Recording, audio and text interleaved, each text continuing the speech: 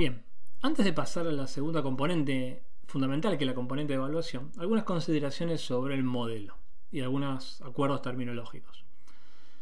Sabemos que llamamos target o variable a ser predicha, en este caso al precio, y llamamos predictoras o features, en este caso a la superficie cubierta y al fondo. Y en ese sentido, estos coeficientes mu, alfa y beta se los conoce muchas veces como parámetros. Y una forma de visualizar o de pensar bastante conveniente a un modelo es pensarlo como una función. Yo podría pensar que el modelo del precio es una función que, si yo fijara los valores de mu, alfa y beta de mis parámetros, que muchas veces se los piensa como un vector, el vector θ, en este caso que tiene dimensión 3, porque son 3 parámetros, si yo fijara estos parámetros para cualquier combinación de superficie y de fondo, esta función, el modelo, me arroja un valor de precio hipotético para esa propiedad. En este sentido, ahora podemos hacer un doble juego, porque podríamos pensar que si yo tengo fijos y conocidos valores de superficie y fondo y precio, podría buscar los valores de parámetros, mu, alfa y beta, que de alguna manera más se parezcan a, o más hagan coincidir a lo que el modelo predice, este término con los datos observados. Y ahí vamos a ver que tiene ese concepto, se lo llama evaluación, lo vamos a ver ahora. Pero también podemos pensar esta función de la siguiente manera. Pensemos por un segundo que alguien viene y me dice un valor de mu, alfa y beta determinado. Entonces, yo para cualquier combinación de sub y fondo, automáticamente tengo un valor predicho de precio. Y a eso se lo llama predicción. O sea, la predicción de un modelo no es otra cosa que, dado algún tipo de especialización de los parámetros de ese modelo, enchufarle valores de features determinados y obtener un valor hipotetizado de la target que quiero predecir. Eso se lo conoce como predicción. Por supuesto, la predicción va a depender exclusivamente del modelo que plantee y cuál sea la especialización particular de estos parámetros. Bien, una vez definido eso, vamos a pasar entonces a la etapa de evaluación. ¿Qué es la etapa de evaluación? Vamos a verlo con un ejemplo, la forma más fácil de pensarlo.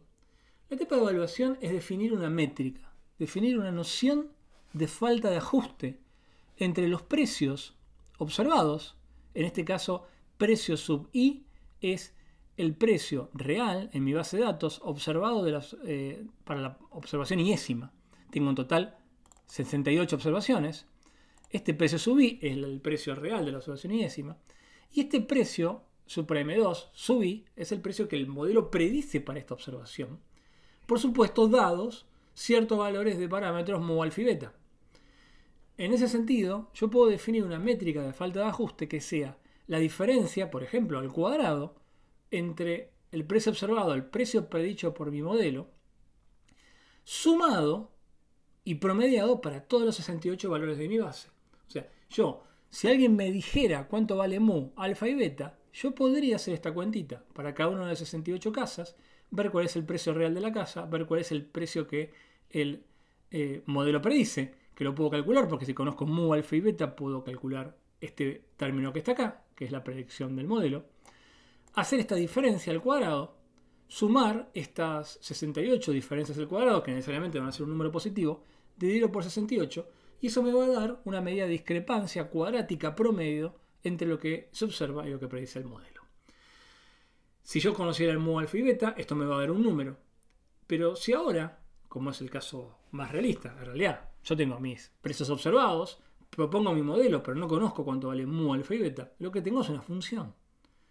La función L, la L es de loss function, porque esto lo que mide realmente es una función de pérdida. Función de pérdida quiere decir cuánta pérdida, o sea, cuánto desajuste, discrepancia tengo entre lo observado y lo predicho.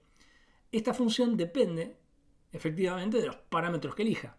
Va a haber alguna combinación bastante desfavorable que me va a dar una pérdida inmensa, porque con este modelo esa elección de parámetros puede ser muy mala, y con un poco de suerte, y en este caso va a ser cierto, va a existir de hecho un único valor de este triplete mu, alfa y beta, que a esta medida de discrepancia o medida de pérdida lo va a hacer mínimo. A los valores que minimizan al mu, alfa y beta, que minimizan esta función de pérdida, se lo va a llamar las estimaciones o las estimaciones del modelo. Y vamos a ver más adelante que el proceso de estimación es un proceso justamente que lo que va a tratar de hacer es estimar esto que está acá. O sea, optimizar esto que está acá, perdón, minimizarlo. Pero antes de llegar al proceso de optimización, lo que tenemos que pensar es que esta etapa de evaluación, ¿qué requiere para funcionar esta etapa de evaluación?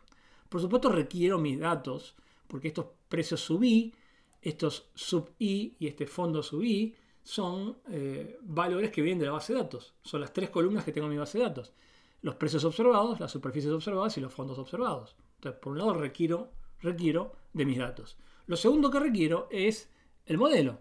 Requiero la representación, o sea, la especificación bien definida del modelo, que es cómo se relacionan estas variables para predecir a precio. En este caso es un mu más alfa por sub más beta por fondo. Y lo tercero que necesito es la explicitación de esta función de pérdida, que en este caso son promedios de discrepancias al cuadrado, pero tranquilamente yo podría haber elegido otra noción de pérdida. Podría haber reemplazado el cuadrado por un valor absoluto, o podría haber levantado otro supuesto importante de esta función de pérdida, que es muy usual. Esta función de pérdida se llama función de pérdida cuadrática, que es esta simetría tan fuerte que tiene. Porque fíjense que esta noción de pérdida castiga a una discrepancia por arriba de la misma manera que la castiga por abajo. Podría haber fenómenos en los cuales errar por arriba, tenga una penalización distinta a errar por abajo. Pero esta pérdida no tiene en cuenta eso, pero eso lo podría tener en cuenta.